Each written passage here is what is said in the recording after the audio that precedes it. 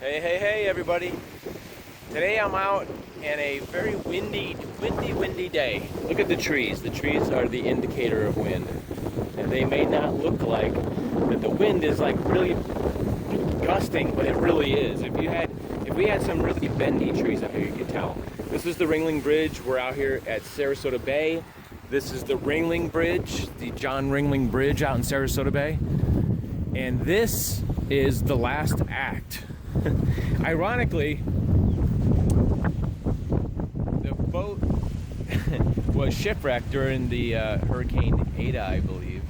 I think that was November. Correct me if I'm wrong. And it's kind of sad because it's been sitting here ever since on the rocks, and it's almost like prophesizing its own doom by saying this is the last act of this boat. It's kind of ironic. So originally it was on these rocks like sideways, and I don't know if somebody moved it or the tide moved it, because the tide will come in and get very high, and it's possible that the tide could have pulled it out, but it's still actually grounded. Let's get a little look around here on the side so you can see. So out where the front is, I'm gonna guess and say it's probably only a few feet deep. And I'm sorry about the wind. When I left my house, the wind was like barely blowing, and so I come out here to Sarasota Bay, and of course it's just almost like a tropical storm out here today. It's just kind of bad luck. But anyway, I just hope you can just forget about the wind and just listen to me, and I'll just talk over the wind. All right, so the boat was originally sideways, and then I came out here like a week later and it was pointed out here. So my best guess is what happened to these incidents are that the owner is no longer with us, or they just don't have the ability to have the boat towed because they don't have the money or the resources, or they live in a different state or something. I'm not sure. But originally when Ada, like the day after Ada came by, the hurricane, I think it was that boat that was actually grounded too. A lot of these sailboats that moor out here that are tied off, these storms come in and they rip loose of their lines because I guess maybe the lines are rotted or something. I don't really know anybody who owns like a houseboat, sailboat thing, because some of these people just live out here. Like they have a little dinghy boat, you know, and they come out and they go into town and get groceries, and they just live on the boats. So this is one of the few ones. There's one other one I'm going to show you too today that they actually pulled out of the water during the storm. I think there was actually 2 or 3 that were damaged really badly, and they towed some of them in. There was one here, there's 2 here, there was one over by the bridge that somebody tied off because it was loose. And then there was another one that was tied into the 10th Street Marina, which is maybe a quarter mile from here. Somebody had towed it in or something, and it had been sitting at a dock for months. And one of those is actually in the parking lot. I'm going to show you that one. But let's take a little closer look before I kill myself on these rocks.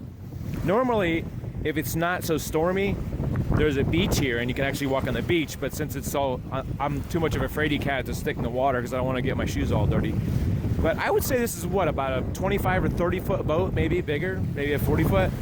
It's like I think they call that a cabin cruiser and everything. And you can see it's had a lot of years in the water. All these barnacles.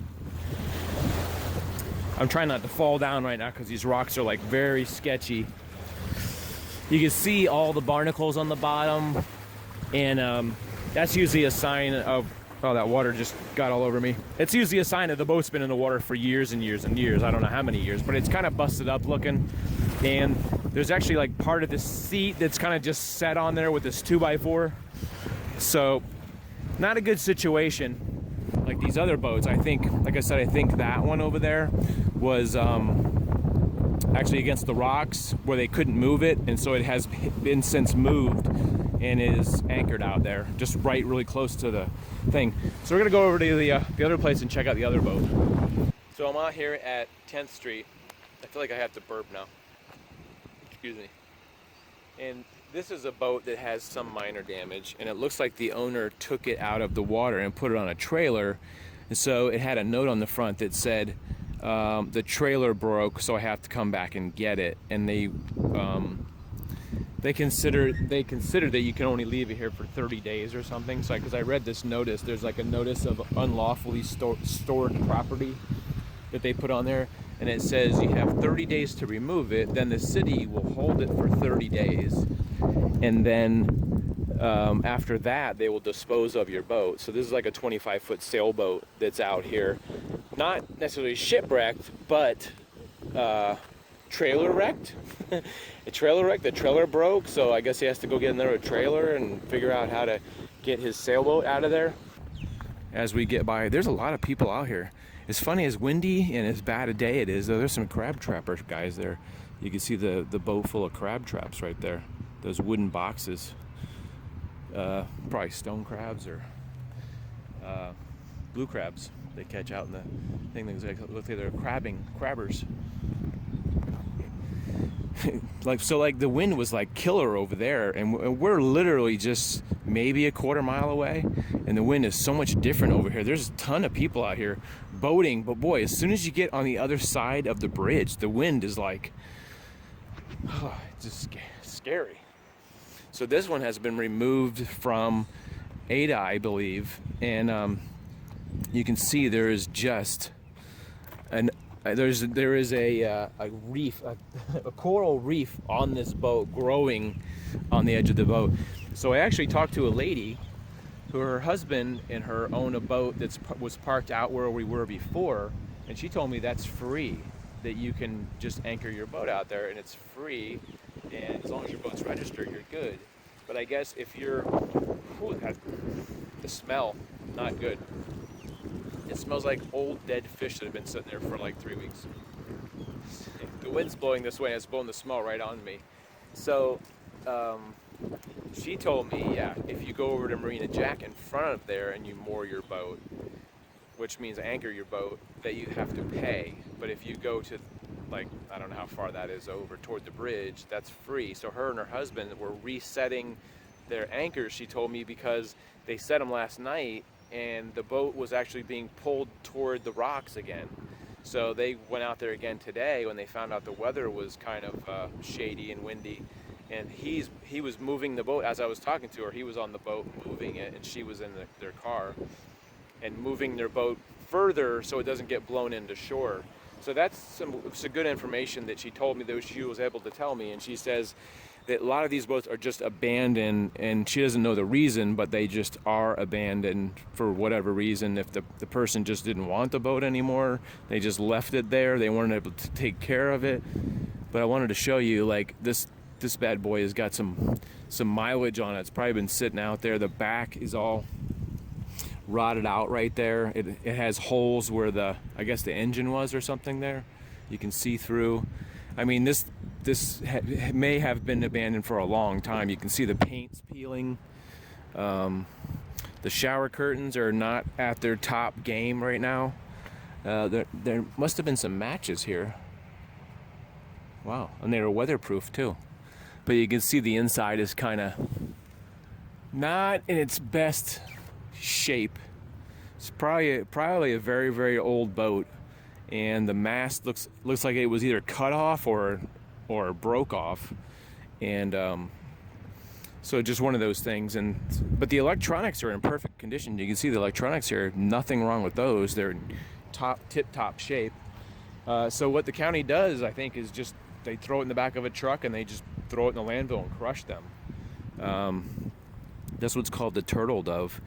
So I've always been curious, what specific conditions led up to this. Did the person just get old and they weren't able to care for the boat anymore? Was it left to somebody and they didn't want it? Or the person passed away?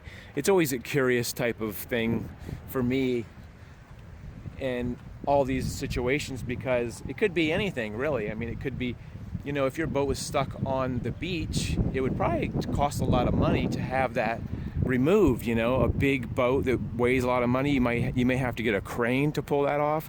And if you have some damage, you probably have to take it in, have the damage. What I'm trying to say is they'd probably have to fix the leak first if it's up on the, if you have a crack or something, fix that and then tow it in, and then have it, fixed on the dry dock, you know, take it into a place that fixes boats and all that stuff, and that can cost a lot of money. And a lot of these people, I just don't think, you know, are rich people who own sailboats. Sometimes they live on them and they just don't have the ability. But I thought this would be somewhat interesting to come kind of check this out, because I go by these boats all the time. And there was actually, in this channel over here, there was actually 2 boats from the last hurricane. They were towed to the dock and they just anchored them on the dock, and one of them had a huge rip in the side. I don't think it was this one, but the side looked like, you know, something big had ran into it. It was all cracked right on the side, like right where the water line was on the boat. And so that one looked like it was almost just a complete loss, like, and it was, a bee almost flew in my face. So that's the boats out here. They just periodically we get storms and or hurricanes or tropical disturbances, and that's kind of what happens out here. Is boats wash up. If nobody claims them, they just get thrown away. All right, so I'm gonna say goodbye. I hope you enjoyed the video, and as always, go over to my other channel, Mr. John Swift DIY. I'll try to leave the link down in the description below. Check that out. Please subscribe to that so we can get that over 1,000 subscribers, and I can also monetize that channel and start doing more ambitious projects, not products. And it's, you know, it's kind of different videos over there. So it's like fixing something, building something, or creating something. So go over there. You may like that channel. See you guys next time. What did I just say? See you guys lies next time. I don't want to see your lies, but I'll see you next time. Take care.